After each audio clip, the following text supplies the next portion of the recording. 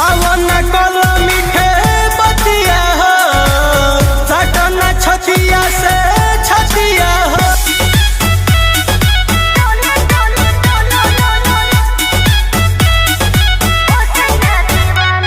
काहे भागल करू दूर, तू बता दो ये हुजूर। ये तेरा दिल ही जाने, मेरा दिल न जाने।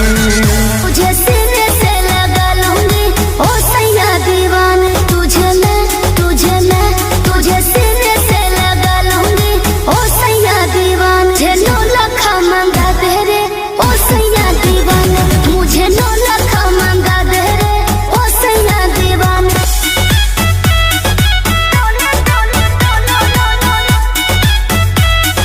तुझको चूड़ी भी बनवा दूं, तुझे कंगन भी बनवा दूं, के कहते रानी तुझे लंदन भी घुमा दूं। मुझे जाना करो, पहचाना करो, मत हमसे बनाया करो इतने बहाने।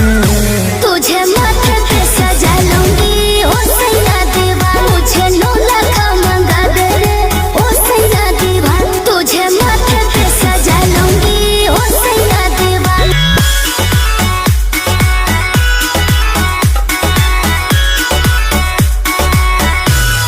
को चूड़ी भी बनवा दूं, तुझे कंगन भी बनवा दूं, मुझको चूड़ी भी बनवा दूं, तुझे कंगन भी बनवा दूं। मुझे 9 लाख मंगा दे रे ओ सैया दीवान, तुझे माथे पे सजा लूंगी ओ सैया दीवान। तुझे माथे पे सजा लूंगी ओ सैया दीवान। तेरे हर एक अदा पे मेरा दिल कुर्बान। ऐसे टूटोगी तुम, अगर रूठोगी तुम, फिर कहीं ना बचेंगे रोनित के ठिकाने।